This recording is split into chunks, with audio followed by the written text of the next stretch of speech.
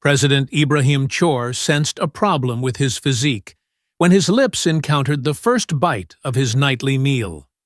Everyone in the dining room stood motionless as the blood in his veins froze, followed by a searing sensation in his throat and a pressure in his chest. He had been poisoned, but who had done it? The guards, the cooks, his trusted advisors, and worst of all, would he ever see the sun rise again? After a long day, Ibrahim Traoré was finally able to eat dinner in the calm and orderly dining hall of the presidential palace in Ouagadougou. As usual, he had a number of close advisors at his table. "We have the opening of the water project in the northern region this week," said Economy Minister Calaboy, glancing at the notes in his file. "And the villagers are eagerly waiting for you." Traoré put a fork to his mouth and nodded. "To reach our goal, we need to," he added. "The drinking water project is the 32nd of the 50 new projects we promised." Traoré was eating a traditional Burkina dish of rice and fried chicken. "Mr. President, are you all right?" asked Interior Minister Ibrahim Traoré, who was unable to respond. He reached for his glass, but his hand was shaking and the glass tipped over, indicating that something was gravely wrong. "The president has been poisoned." He felt a burning sensation in his throat, a pressure start in his chest, and a warmth that gradually spread throughout his body. His vision became blurry, and his ears started to ring. Kababore yelled, "Call a doctor!" and leaped to his feet. The hall abruptly descended into chaos as Security Chief Wednesday ordered that seal the palace, because no one comes in, no one goes out. This is an assassination attempt. Ministers, guards, and Rose Traoré were all trying to keep their composure, but everything was getting blurry. Urao hurried to Ray's side, where the president was now gasping for air and whispering, "Help is on the way, Mr. President." Within minutes, the palace health team arrived, and Dr. Zango checked Traoré's pupils and felt his pulse. He said in a tense voice that he needed to be taken to the hospital right away, because the poison was spreading quickly, and there wasn't much time left. The last thing Traoré heard before passing out was "Doctor." Zango saying, "The poison is spreading quickly. We're running out of time." The special section of the Burkina Faso Central Military Hospital was closed off with heavy security measures. Armed soldiers occupied a designated room in the passageways. On social media, hundreds of people came to pray as word spread that Ibrahim Traoré was struggling for his life, with equipment linked to his body monitoring his vital functions. Western powers are responsible for the number sign prayer for Traoré fad that has spread around the world. Burkina Faso's young leader was fighting for his life, and the nation was holding its breath, waiting in the corridor outside the hospital room security. Some protesters yelled that Traoré was too dangerous for them for our independence, while others retorted that it was traitors from within, and that there were snakes living in the palace. Chief Ouedraogo, Interior Minister Kabore, and Prime Minister Dio had assembled. "What's the situation?" asked Dio, with a critical but steady expression on his face. "The poison is very sophisticated. The laboratory analysis is ongoing. Such a poison couldn't be made by an ordinary person." "This is an assassination attempt," Ouedraogo said, lowering his voice. "It must be from the inside who prepared the president's food. Who was at the table? We must investigate everything." "Everyone, we must keep calm," said. "The president's survival and the stability of the nation are currently the most crucial things. Prime Minister Dio's hysteria and allegations will hurt us." Kabore nodded, "But the investigation must also start, because everyone in the palace is a suspect. Even the chefs, advisors, guards, and servants, I'm afraid." Ouedraogo said tensely that we are also on the suspect list. The three men's trust had grown as explosive as a bomb placed on the palace, and the passageway abruptly fell silent as they exchanged glances. "We must act," they murmured. "Dio, who will carry out the inquiry. There are both adversaries and supporters of the president, so we need to locate someone from outside. But who asked?" The palace police, army, and national intelligence team believed that none of them would work in all of them. "Kabur, who can we trust at this time?" A 63-year-old guy was listening to the news on the radio in a humble home in the Ouagadougou suburbs. He was Maurice Sankara, Burkina Faso's previous chief of intelligence. President Ibrahim Traoré was proven to have been poisoned, according to the radio announcer, and his condition is characterized as critical. 3 years ago, one of Traoré's first actions was to remove him from office. Sankara inhaled deeply. He and Traoré had a lengthy history together. Traoré had accused him of working with the French, removed him from office, and placed him under house arrest. Over the previous year, he had partially regained his freedom, but was still being watched. His thoughts were interrupted by the phone ringing. The caller used to be a co-worker. "Maurice, they'll get in touch with you," the voice said. "Be ready." Sankara was surprised when he asked, "Who?" "Those in the palace will call you to investigate the poisoning." "Don't be ridiculous," Sankara laughed. "Traoré hates me and accused me of treason." Perhaps the other man said that, but at this point, he doesn't know who to trust inside. There's only one reason he would want you, and that is that your hatred for him is known to everyone. If even you can show that you didn't intend to kill him, he can find the true culprit. Maurice. The following morning, Sankara's prophecy came true when his door was knocked on, and 2 presidential convoy cars were waiting outside. "Mr. Sankara, there are people who want to see you," a young officer remarked. Sankara nodded, anticipating this, and hurriedly prepared himself before boarding the convoy, which proceeded straight to the military hospital. In the corridor of the hospital, while they waited, Prime Minister Dio, Security Chief Wedra Ogo, and Interior Minister Kabur all had the same look on their faces: worry, suspicion, and mild embarrassment, Mr. Sankara claimed. Diallo holding out his hand and said, "Thank you for coming." "Did I have an option since Sankara didn't shake his hand? I was once charged with treason, but now that I know, you need my assistance because the nation needs it," said Mr. Prime Minister. "Kabur, everyone is under suspicion because the president is in critical condition and someone attempted to assassinate him. Ouedraogo was added by someone from the inside, and the food was prepared and served in the palace. Sankara gave me a chilly stare and asked why. You destroyed my reputation and career by isolating me for 3 years, which is precisely why I said, Dio, we can identify the true culprit, if even one of the president's worst adversaries wishes to defend him. Sankara believed that this was the ideal chance for retaliation, and that if Traoré died, his own life may return to normal. But this was a nefarious attack that should never be carried out, not even against an adversary. Sankara told me that the president displayed symptoms of poisoning at a formal dinner yesterday evening after the initial bites indicated.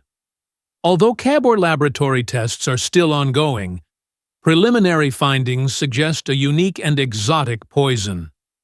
We are looking into every aspect of the palace, and you have complete control over this operation, said Dio.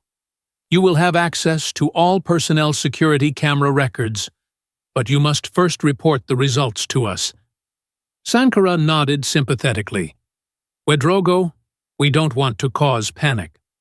Can I see the president? The 3 men exchanged startled looks. Why? Sankara asked Kaburi suspiciously. Because I want to understand the poison, the severity of the symptoms' effects. Under strict security precautions, This will let me understand the kind of poison and its potential source. Sankara was allowed to enter the chamber where President Ibrahim was getting preferential treatment. The man who had removed Traoré from power and put him into exile 3 years prior was now battling for his life while he lay in bed, defenseless and pale, hooked to machines. "Give us 10 minutes," Sankara remarked to the medical staff as they left the room. As he approached the bed slowly, Sankara glanced at Ibrahim Traoré's face. His eyes were closed, but his chest was rising and falling slightly, indicating that he was still alive. "You know, Mr. President," he said slowly, "I never liked you when you removed me from office. I wished for your death, but not like this." He paused thoughtfully. The monitors were beeping often, and it is more honorable to defeat an adversary by staring into their eyes than to poison them in the dark. Traoré's health was stable but critical. So Sankara looked over Traoré's medical records and said, "I'll find out who poisoned you and why. Not for you, but for my own honor." The poison was quick, but not fatal. This was a deliberate decision to cause harm rather than death. Why at that moment? When Traoré's eyes opened a little, he was having trouble seeing. But he saw Sankara. "I didn't poison you," he murmured in a weak voice. "So it was you." "I'm here to save you," Sankara answered swiftly. "Why ask Traoré?" Hardly saying anything, because whomever poisoned you is also hurting Sankara, and I don't betray my country, Burkina Faso declared. Traoré's consciousness diminished as his eyelids closed once more. "The poison is quite complex," said Sankara thoughtfully. "It must have been prepared in a laboratory by a skilled chemist. The symptoms are specific, first burning in the throat, then general weakness, trembling, mental fogginess." Sankara took a deep breath and left the room in the corridor, where Ouedraogo was waiting to hear, "What did you learn?" Ouedraogo questioned, "What does this tell us?" "The poison's purpose wasn't to kill," Sankara replied. "This serves as a warning, because the president would have already passed away if it had." Ouedraogo scowled at a message, asking why I should look into it in the palace. "Sankara and I need to get started right away. I need to know about every single person in the palace, including the chefs, waiters, guards, advisors, cleaners, and everything else we've prepared in the files." Ouedraogo gives him a tablet containing comprehensive data on 342 employees of the palace. The presidential palace's east wing was converted into a makeshift Maurice investigation center. Around a table with Sankara were 2 former intelligence officers he had selected to help him look through files. 2 individuals who had stuck by him and whom Traoré had not fired now stated, "Sankara, I want to start by learning about the food chain and how the president's dinner is prepared." Ouedraogo brought in the palace chef, and Chef Bamana stood in front of them, his hands shaking. "Mr. Bamana remarked," Sankara said in a gentle tone, "Don't worry. We don't believe anything happened to you. We just want to comprehend the procedures. I have worked in the palace for 14 years, sir, and I have served 3 presidents. I prepared President Traoré's meal as usual, which is rice, fried chicken, and vegetables. The president's favorite meal. Where do you get the ingredients from?" the chef inquired, nodding slightly relieved. Sankara from the palace's own farm said that for security, all of the food is specially grown. Every shipment is inspected, and how does the food get to the table after it's prepared by the waiters? The chef brought the food to the president's table last night, and of course, President Traoré. Sankara dismissed the chef and turned to Ouedraogo to find waiter Suleiman right away, but Suli was nowhere to be found. The investigation team discovered that he had been missing since last night. His house was empty, his phone was off, and his phone was off. Our suspect stated that Ouedraogo Classic committed the crime run, and Sankara shook his head, saying that it would be too easy and that the waiter is probably dead. He may have been the one who carried the poison, but we must identify the person responsible. Where do we begin? The waiter's family friends said. Who did he meet with recently? Sankara. And did he incur any unexpected costs? The crew promptly moved to check the waiter's home after discovering a new phone, watch, car, and a sizable amount of money placed into a bank account. No valuables were discovered, but there was an envelope containing foreign currency in a secret compartment in the bedroom. We don't know who provided the 10,000 pieces of evidence, but please provide me the palace's security camera footage, Sankara added. I want to see everything that has happened in the palace's security room during the last week. Sankara and his group watched security camera footage for hours, following every step made by the waiter. Solemn Stop said last Tuesday, at 14:32, Sankara abruptly appeared on screen, as Solemn was speaking to someone in the palace's backyard. The individual on film was one of the palace counselors, Hamidou Savado, the foreign affairs advisor, who zoomed in and shouted. While handing the waiter a little envelope, Sankara Savado added, "This is the person who gave the money. Urao may have mentioned Sankara, but I'm not sure whether he's the poisoner. Find Savado and take him in." Savado was discovered in his own office in the palace's West Wing. When taken to the interrogation room, he seemed composed. Mr. Savado, remarked Sankara, "Last Tuesday, what did you speak with the waiter solemnly in the back garden?" Savado was shocked when he was asked, "Oh, I gave him a small gift. His mother was sick, and I wanted to help 10,000 euros, added Sankara. Quite a kind present, Savado's expression remained the same. So what can I do with my own money?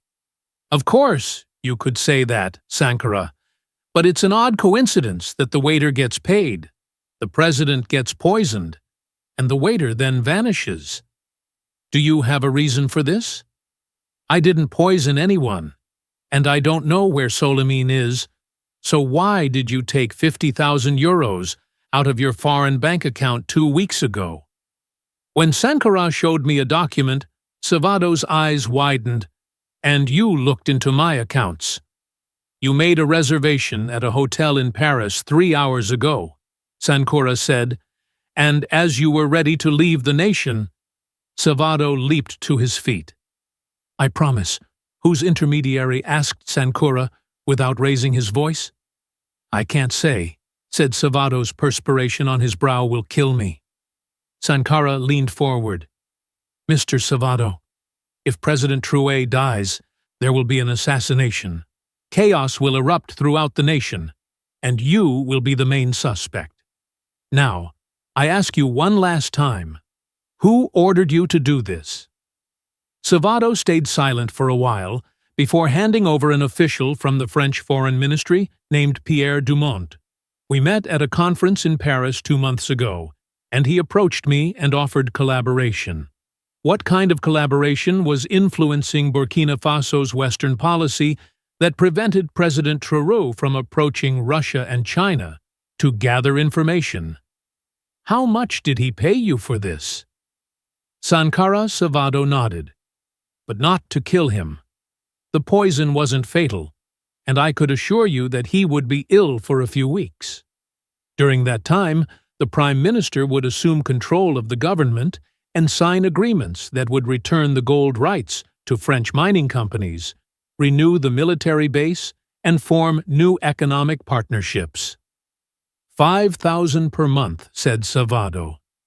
But then they asked me to poison Traoré.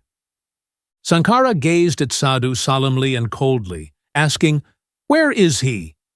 Savado trembled and said, I gave him the poison, and he put it in the food. After carrying out the plan, he was supposed to escape, and was also paid. Hours later, Maurice Sankura met with Interior Minister Kabor and Security Chief Ouedraogo. He informed them of their findings, and the French said, "Dio thoughtfully, they were disturbed by Burkina Faso's new independent policy. Urago, but the true criminals are outside our boundaries. We have begun searching everywhere for the waiter, who said, Kabor. But he may have escaped. But he didn't," said Sankura in a firm voice. "They killed him, cleaned up the evidence, and asked Dio if we should make this information public." Sankura, "I have a proposal. But first, we should wait for the president to recuperate." Sankara suggested a risky plan to catch French Foreign Ministry official Pierre Douan. Kabor expressed concern, but if it succeeds, we will openly record the French intervention. Savado would inform Douan that Traoré's condition had gotten worse and that the Prime Minister had temporarily taken over. Douan would then travel to Burkina Faso covertly to sign the agreements. Sankura and President Traoré would come out of this ordeal stronger. Ibrahim Traoré's health was gradually getting better in the hospital. Doctors stated that the poison's effects were starting to wear off, and that he was regaining consciousness intermittently. But he was still not completely recovered. Sankara checked on Traoré twice a day at the hospital, and on the third day, Traoré remained awake longer and was able to ask Sankara, "How do you feel, Mr. President?"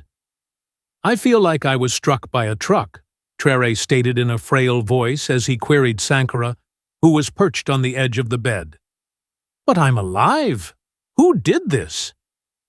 The French official, Ibrahim Traoré, listened patiently as Sankara told him about the happenings, including the waiter and solemn advisor Savado. He claimed that the French were still attempting to control our nation, and that, at last, our independence and rights over our resources disturbed them. "Mr. President," remarked Sankura, "we have a plan to apprehend the individuals who poisoned you. But it's risky. So tell me," said the plan to trap Dumont was explained to Traoré with a gleam in his eyes.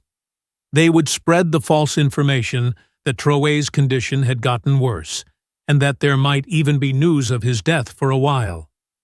This would make those involved in the conspiracy come out. "Do it," Traoré said resolutely. "We need to know who wants to govern us, who wants to control us." The plan was promptly implemented the following day, when the Burkina Faso Ministry of Health announced that President Traoré's condition had deteriorated. In the first press release, it was said that he was in critical and unstable condition, and in the second announcement, it was said that he had been placed on life support. Savado sent Pierre Dumont a controlled message from his cell, informing him that the president's condition was more serious than anticipated, and that he would likely pass away within a few days. Prime Minister Dio has now temporarily assumed the administration. He is prepared to sign the agreements he wrote. Under Sankura's direct supervision, a special operations team was on standby, and all Burkina Faso security units were on high alert, but this status was kept under wraps. 2 days later, international radio and television stations broke the devastating news that Burkina Faso President Ibrahim Traoré had passed away.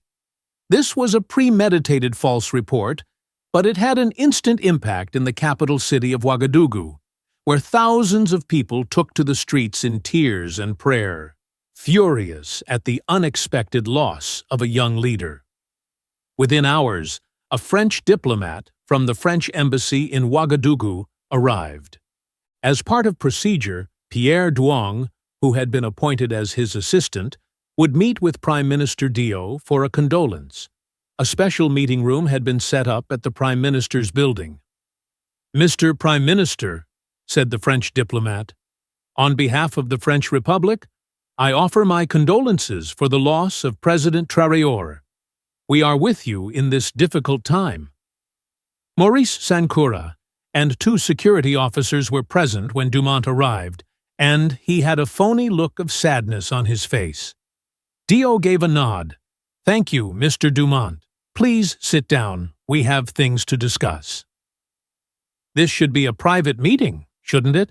Dumont asked Sankura suspiciously. "Mr. Sankura is my security advisor," he answered. In an attempt to seem at ease, Mr. Dumont stated, "Dio, our topics today are specifically about security as you wish. Given that you don't hold an official position, it's quite considerate of you to travel from Paris in particular." "What do you mean?" Dumont's demeanor shifted. "I am a senior diplomat of the French embassy," he began, "but you are a French Foreign Intelligence Service agent conducting intelligence operations in our nation." Dumont's face pad, Sankara, opening a folder. "This is absurd," Sankara said last night. "You spoke with Hamadou Savado on the phone for 20 minutes, and we recorded it." When Sankara pressed a button, the audio recording started, and Dumont's voice could be heard clearly. "Are you certain that Traoré is truly dead? This is fantastic news, and I'm coming right away to have the agreement signed." Dumont's face was now entirely white, which could have been a fake.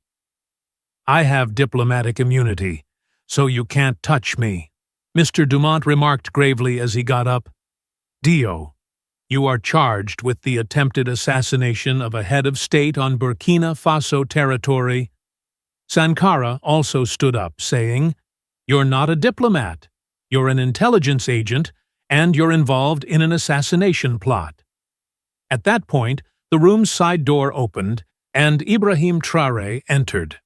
His face was still pale, and he was stumbling a little, but he was still alive and standing, and Dumont was stunned. "I'm stronger than you imagined, Mr. Dumont," Traoré replied calmly, "and so is Burkina Faso. This is impossible." Dumont was taken into custody and made public by the world press. The French government maintained that Dumont acted independently and did not represent France's official stance. But no one took this explanation seriously after the French ambassador was summoned to the country and made to give a statement. Speaking to the public, Ibrahim Traoré shared his personal story of the poisoning attempt, characterizing it as an assault on Burkina Faso's independence and sovereignty. "This incident has shown us," he said, "that independence is not easily won. We need to struggle every day at every step. But it has also shown that if we recognize our true friends and detect betrayals among ourselves, no external power can defeat us with a surprising decision." After the press presentation, Traoré and Sankara were left alone. "Why?" Traoré questioned. "Why do you believe me? I might have betrayed you." Traoré had selected Maurice Sankara as the national security advisor, which meant putting the guy he had fired 3 years prior in the role he trusted the most. Traoré grinned. "But you didn't, and I could tell that you loved your nation more than you hated me." Burkina Faso was in a stronger position 6 months after the murder attempt. With the French military installation gone and mining rights reorganized, Ibrahim one evening, as they stood on the presidential palace balcony, Traoré turned to face Maurice Sankara, who he knew was helping to ensure the nation's progress towards independence. Sometimes the worst enemies can turn into the best allies. Sankara nodded thoughtfully, because a true enemy is at least honest and has clear motivations, just like Traoré said. "I now realize that it was a mistake to dismiss you 3 years ago. You were simply taking a different route, but the objective was the same for Burkina Faso's independence. Maybe the poison was a medicine for us. Sometimes the dosage is all that separates a poison from a medication." Abraham, the two former enemies now stood side by side, gazing at the future of their nation. The poisoned truth had brought them together, strengthened them, and placed their nation on a safer path. Traoré gazed at the sun on the horizon and realized that sometimes the truth itself is poisonous, but it is also the only remedy.